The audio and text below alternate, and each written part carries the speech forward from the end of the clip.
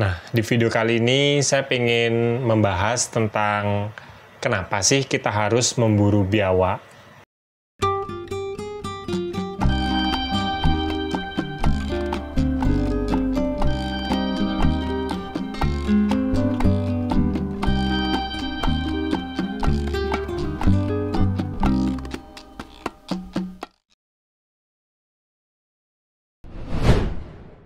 Halo, jumpa lagi dengan saya Diko di Sawan Sayangi Hewan.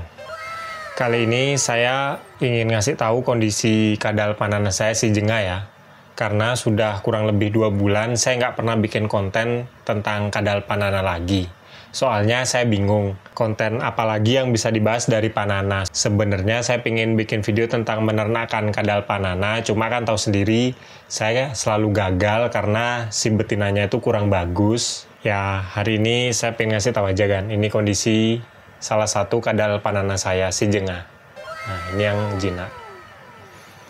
Nah, di video kali ini saya pengen membahas tentang kenapa sih kita harus memburu biawak.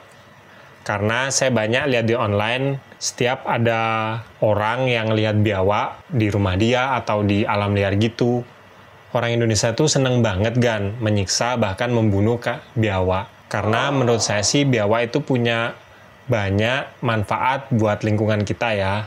Nah, sekarang saya akan membahas kan apa aja sih manfaat biawak buat lingkungan kita dan juga beberapa mitos yang membuat banyak orang Indonesia itu nggak suka sama biawak. Oke, ayo kita mulai videonya. Yang pertama, saya akan membahas alasan kenapa sih di Indonesia banyak orang yang suka sekali memburu biawak. Itu alasannya kalau saya kumpulin sih ada 3 ya kan. Yang pertama, karena biawak itu dianggap hewan yang sering mengganggu ternak warga kan. Terutama kayak kalau ada yang melihara bebek atau ayam. Sebenarnya namanya makhluk hidup, apalagi makhluk hidup di alam liar dan dia statusnya sebagai predator, itu normal-normal aja kan dia memburu hewan ternak manusia. Di sini bukan salah hewannya ya, karena mungkin lingkungan tempat dia hidup itu habitatnya udah nggak bagus lagi, jadi stok makanan buat predator termasuk biawak itu berkurang, jadi mau nggak mau ya dia makan ternak warga. Sebagai manusia, sebagai yang paling pinter di antara hewan lainnya, tugas kita kan nyari cara buat nggak membunuh atau menyiksa si biawak. Caranya tuh sebenarnya sederhana ya. Yang pertama, agan punya ternak gitu, bikin kandang yang aman buat ternakannya itu kan. Jadi kalau bisa, jangan terlalu sering taruh di luar. Terutama kalau kita tahu ya, kalau di luar itu banyak predator kayak biawak gitu. Kasih kandang yang kuat, yang ya terbuat dari besi atau kawat, dan kalau bisa rapat-rapat, karena biawak itu kan termasuk hewan yang lumayan pintar ya, karena dia dari saudara Varanus, dan biasanya keluarga dari Varanus itu adalah salah satu jenis biawak yang bisa dibilang lumayan pintar, dibandingkan panana ini malah pinteran si Varanus itu. Kalau bisa tertutup juga kandangnya, jadi nggak ada biawak yang masuk ke kandang agan-agan semua. Yang kedua, dengan cara yang lebih susah, yaitu membuat habitat hidup si biawak itu asri lagi. Jadi kita jangan buang sampah sembarangan, atau kalau misalnya tempatnya gersang, kita tanemin pohon-pohon biar nanti semakin subur, semakin rindang. Nanti kan biasanya banyak hewan mangsa-mangsa biawak itu yang hidup di sana. Nah, jadi biawak itu bisa makan itu dan nggak mengganggu ternak kita. Sebenarnya sesederhana itu sih kan, daripada kita harus biawak. Yang kedua, karena biawak itu dianggap sebagai hewan yang memiliki nilai ekonomi. Jadi dagingnya itu atau bagian tubuhnya bisa dimanfaatkan sebagai obat, makanan, dan sebagainya. Kalau obat saya pernah sih dengar mitosnya dia sebagai obat asma atau gatal-gatal gitu ya. Tapi menurut saya sih itu nggak bener ya, karena itu semua cuma mitos. Saya baca-baca di internet, nggak ada satupun penelitian yang resmi bisa ngasih tahu kalau daging biawak atau bagian badan biawak itu bisa menyembuhkan berbagai penyakit yang dibilang. itu cuma mitos dari turun-temurun gitu. Menurut saya daripada kita memburu biawak sebagai obat, lebih baik kita gunain aja obat yang sudah ada di apotik. Karena asma itu kan udah ada obatnya, gatel udah ada obatnya. Kenapa kita harus memburu biawak yang kebenarannya dia bisa menyembuhkan penyakit kita itu nggak ada yang neliti. Nah, itu kadang yang saya bingung sama orang-orang yang ada di negeri kita ini. Nah, yang ketiga, banyak mitos yang bilang biawak itu akan menyerang manusia kalau dia bertemu satu lawan satu dengan manusia.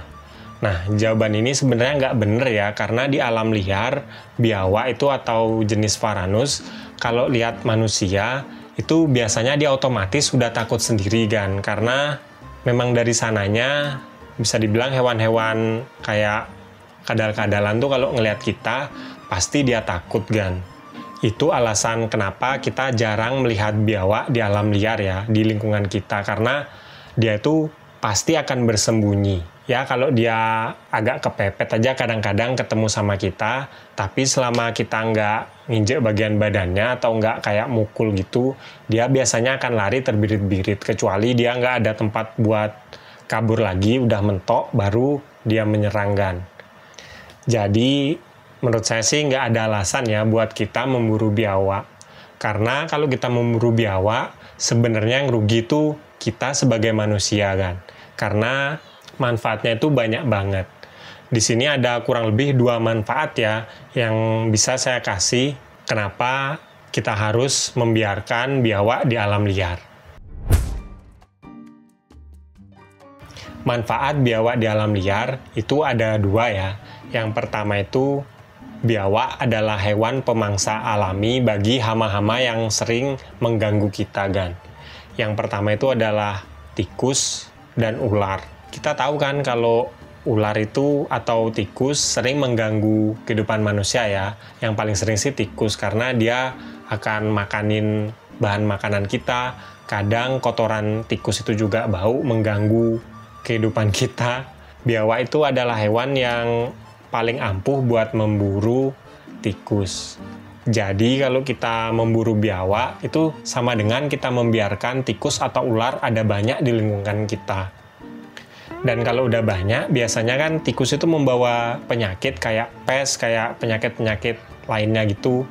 Nah, yang rugi kan nggak cuma kita, orang sekitar kita juga rugi. Jadi jangan cuma karena kita nggak suka aja sama hewannya kayak biawak itu, kita memburu aja tanpa kita tahu manfaatnya itu apa. Soalnya semua hewan itu kan punya peran di ekosistem, jadi sebaiknya kita nggak memburu. Apalagi ekosistem di kota yang nggak terlalu banyak variasi hewannya, kita memburu salah satu jenis predatornya, itu yang rugi sebenarnya kita sendiri sih. Malah hewan-hewan yang mengganggu beneran kayak hama seperti tikus, kecoa itu malah tambah banyak di lingkungan kita. Nah, yang kedua adalah sebenarnya biawak itu adalah hewan yang memakan bangkai di alam liar kan. Jadi kalau kita hidup di kota, biasanya kita tahu kan kalau banyak orang yang membuang bangkai itu di sungai atau di tempat sampah gitu kan. Kalau itu dibiarkan, biasanya akan butuh waktu yang agak lama untuk bangkai itu terurai dan hilang. Tapi dengan bantuan biawak, bangkai-bangkai itu akan cepat hilang dan nggak memberi efek negatif buat lingkungan kita. Jadi kalau bangkai itu dibiarin lama, biasanya kan dia akan membusuk gitu kan, dan bakterinya akan kebawa misalnya dari lalat, dari kecoa, itu ke rumah kita dari bantuan hewan-hewan itu. Nah, kalau bakterinya nggak terlalu jelek sih nggak masalah ya. Cuma kan ada beberapa bakteri atau virus itu yang lumayan berbahaya buat manusia. Jadi kita bisa tertular bangkai itu dari hewan-hewan kayak lalat dan juga kecoa itu. Nah, biawak ini perannya bagus karena kayak saudaranya yang paling besar komodo, biawak juga makan bangkai, tapi badannya tuh lumayan kuat kan, karena sistem pencernaan dia memang didesain untuk makan makanan yang ekstrim kayak gitu. Sementara kita kan enggak kan. Nah, makanya dengan membiarkan populasi biawak ada di lingkungan kita, berarti kita menjaga lingkungan kita dari hama dan juga dari bangkai. Oke, mungkin itu aja ya video dari saya tentang kenapa sih biawak harus kita buru. Nah, kenapa? Kalau kita sudah tahu banyak manfaat dari biawak yang ada di lingkungan kita, saya pengen sih agan nggak berburu biawak lagi ya. Walaupun dia terlihat di lingkungan kita, cukup kita tangkap, lalu kita buang ke kali. Nah, itu udah paling bagus kan. Jangan kita buru dan kita hek gitu kan. Nah, oke, sekian video dari saya hari ini. Kalau suka sama video ini, jangan lupa like dan juga subscribe. Nantikan video terbaru dari saya, karena saya akan upload tentang hewan setiap hari Jumat. Sekian dari saya dan si Jenga. Salam hewan lestari. Bersama saya dan si Jenga. Tapi ini bukan biawak ya, ini kadal panana.